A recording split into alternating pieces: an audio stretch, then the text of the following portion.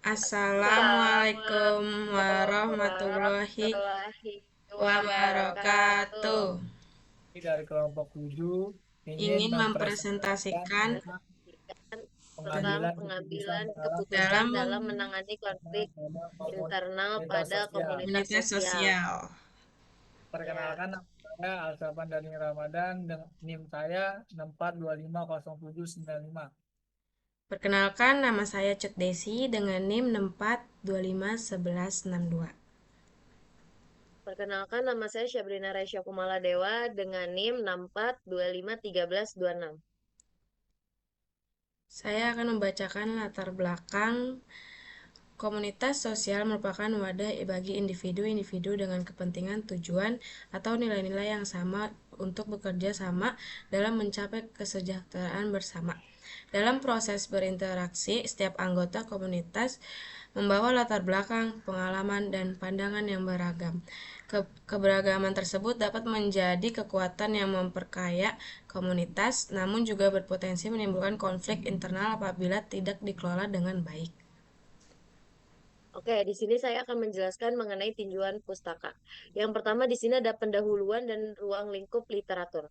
Penelitian memperluas cangkupan analisis ke bagaimana proses pengambilan keputusan dalam komunitas dieksplorasi, termasuk siapa saja yang dilibatkan, bagaimana suara anggota diakomodasi, bagaimana legitimasi dan transparansi dibangun dalam forum keputusan, serta bagaimana faktor eksternal seperti tingkat partisipasi masyarakat mempengaruhi hasil.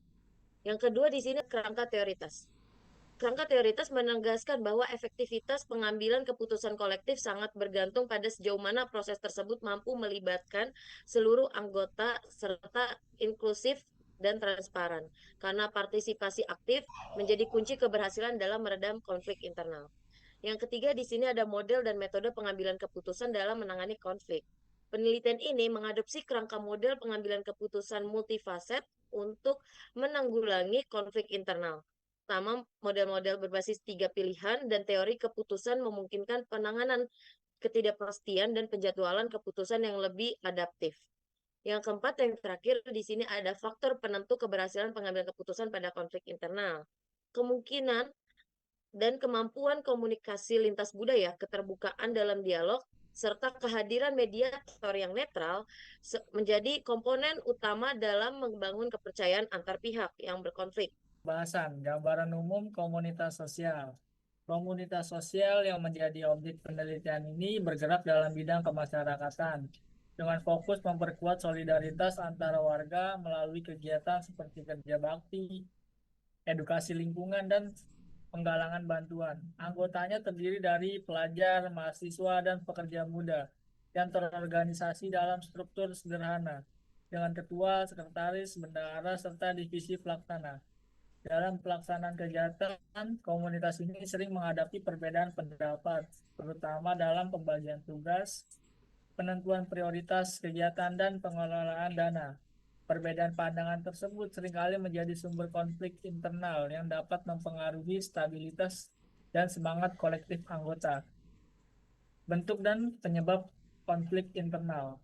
Hasil wawancara mengungkapkan bahwa konflik internal dalam komunitas sosial ini muncul karena adanya perbedaan pandangan dan nilai antara anggota. Beberapa dari mereka memiliki interpretasi yang berbeda tentang misi, kegiatan, dan metode pelaksanaannya. Selain itu, konflik juga muncul akibat komunikasi internal yang kurang efektif. Terdapat miskomunikasi antara pengurus dan anggota yang menyebabkan kesalahpahaman, pengucilan informasi, dan kurangnya partisipasi aktif. Proses pengambilan keputusan dalam menangani konflik menggunakan model 7 langkah. Yang pertama, identifikasi masalah. Yang kedua, pengumpulan data dan informasi yang relevan. Yang ketiga, pengembangan alternatif solusi. Yang keempat, evaluasi alternatif. Yang kelima, pemilihan alternatif terbaik. Yang keenam, implementasi keputusan. Yang ketujuh, evaluasi hasil dan umpan balik. Pendekatan partisipatif ini dianggap efektif karena memberikan ruang bagi semua pihak untuk didengar dan dilibatkan. Setelah keputusan diambil melalui musyawarah, Komunitas menunjukkan peningkatan kepercayaan antara anggota karena seluruh proses dilakukan secara terbuka dan partisipatif. Selain itu, konflik internal menurun karena anggota mulai berkomunikasi lebih efektif dan menghargai perbedaan. Oke, di sini ada pembahasan. Hasil penelitian menunjukkan bahwa pengambilan keputusan partisipatif berperan penting dalam menjaga keharmonisan komunitas sosial. Keterlibatan anggota dalam proses keputusan meningkatkan rasa memiliki dan menurunkan resistensi terhadap hasil yang disepakati, bahwa partisipasi memperkuat komitmen serta perilaku kooperatif dalam organisasi. Selain itu, komunikasi terbuka menjadi faktor utama dalam membangun kesepahaman dan mencegah konflik berkepanjangan. Dialog yang transparan dan negosiasi yang adil membantu memperkuat hubungan sosial serta menghasilkan keputusan yang lebih berkualitas. Kesimpulan, konflik internal dalam komunitas sosial umumnya muncul akibat perbedaan pendapat, nilai, dan kepentingan antar anggota, serta kurangnya komunikasi yang terbuka dan efektif. Konflik juga dapat disebabkan oleh ketidakseimbangan pembagian peran dan tanggung jawab di dalam komunitas. Proses pengambilan keputusan dalam menangani konflik dilakukan secara partisipatif melalui mekanisme musyawarah mufakat. Setiap anggota diberi ruang untuk menyampaikan pendapat dan terlibat dalam proses penyelesaian. Sekian dari kelompok Dan dari kelompok kami. Kami Apabila ada kesalahan dan kurang-kurang kata, mohon dimaafkan. Wassalamualaikum warahmatullahi wabarakatuh.